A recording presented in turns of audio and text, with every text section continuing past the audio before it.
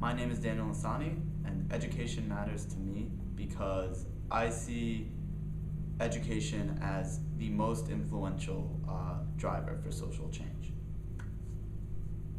My first challenge with education could be summed up at when I was 2.5.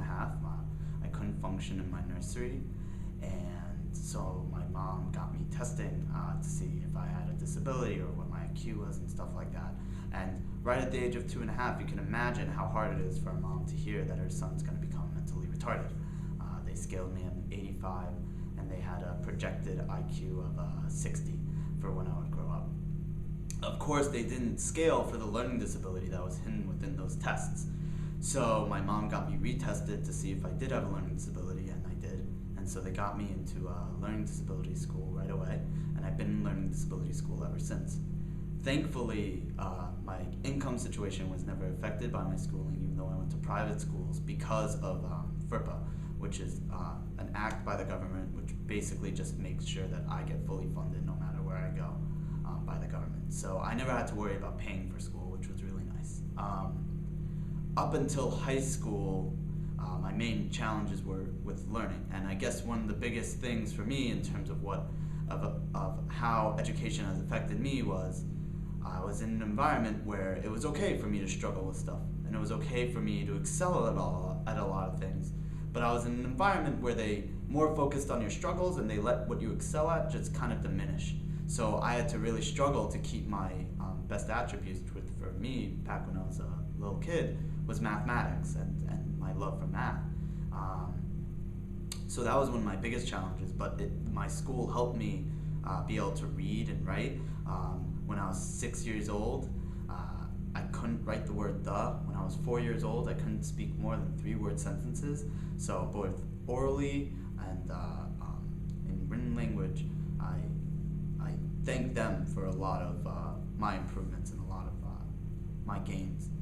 In terms of income, that didn't really come into effect for me until my parents got divorced in 6th grade. It affected me a lot when I got into high school, and I finally had to start building my resume for college and going to these quite expensive programs where they wouldn't give me scholarships still. I found some lower, cheaper ones, but really, for the most part, my mom basically spent a lot of her life savings, just any dime that she had to spare just to get me into these programs. And thankfully, this culminated in me getting into Northwestern through Questbridge. But I can't thank my family enough for everything they've done, but they've also they've been both an obstacle and an asset. So in terms of education, what education gave me was an outlet to explore myself, to explore these things in a critical light, and to really catch up to my peers and actually become a much better person. And so that's what's actually led me to studying education in college. I've seen a lot of problems with education, but I see the massive potential for it, which is what it gave me, the massive potential to become someone from a family like that and a learning background like that, and come to a university like Northwestern. So for me, education, like I said in the beginning, is the most influential driver for social change, and I plan to become a teacher to implement that and really change the world for the better.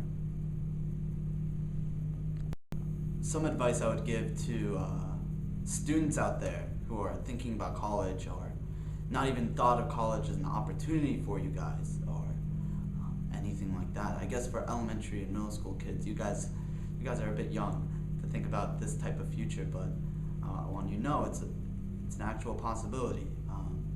It is something within your grasp. There are programs out there for you that can give you money. Your parents don't have to worry about paying. There are so many opportunities for you guys, and I wish I could list them off all here on this video, but I feel like that would be taking up too much time, and you guys will get bored with it. So I'm gonna just say, look online, type in low-income scholarships. Tons of stuff will come up, and I promise you'll be able to go to college if you really want to. In terms of high school students who are really supposed to be thinking about this now, it's a struggle. It's not easy. And I'm not gonna make it sound easy. It's not something that's like very lickety-split. Yeah, there are tons of opportunities out there for you guys, but you guys gotta go out and find them. You guys gotta go out and look for them, and you wanna know what? It'll be a struggle. It was a struggle for me. It'll probably be a struggle for you. There are almost no resources for you guys, and I'm very sorry for that in terms of within your school. But out there, if you look, there are opportunities. Two opportunities you guys should really consider. It's QuestBridge and the Gates Millennium Scholarship. Look those up online, type them into Google. They'll be there. Look at them, look through them. It's probably gonna be both of them are probably gonna be the hardest applications you'll ever have to fill out, but they're also the most rewarding. Full ride scholarships to an elite university of your choosing. That's not something you can just get out of a hat. And yeah, you might have to spend a little bit of money sometimes, and yeah, it may be really hard. And I understand, I didn't have the funds either, but look for them. Ask for help. Go to your schools. Go to your guidance counselor. Go to your principal. Even if they have nothing. My guidance counselor, he had nothing for me. My principal, he didn't even know what low income was, basically. Just look for those things. Try your best. It's a huge struggle, and I'm telling you right now, if you think once you get that aid, it gets any easier, it doesn't. You have to apply every year, and you have to keep on struggling. But here's the thing. Because of my financial aid here at Northwestern, my parents don't fight anymore. My parents are completely fine with each other. They've become more financially stable. They've taken more risks about their opportunities for careers, and they've actually been able to build themselves up a bit more. No matter what obstacles in your way. Listen, if there's anyone in this world that knows adversity, we do. We low-income students go through it. It doesn't matter your race, it doesn't matter your ethnicity. It matters that you are in this socioeconomic bracket that really knows what adversity is. But do we ever give up? No. We keep going.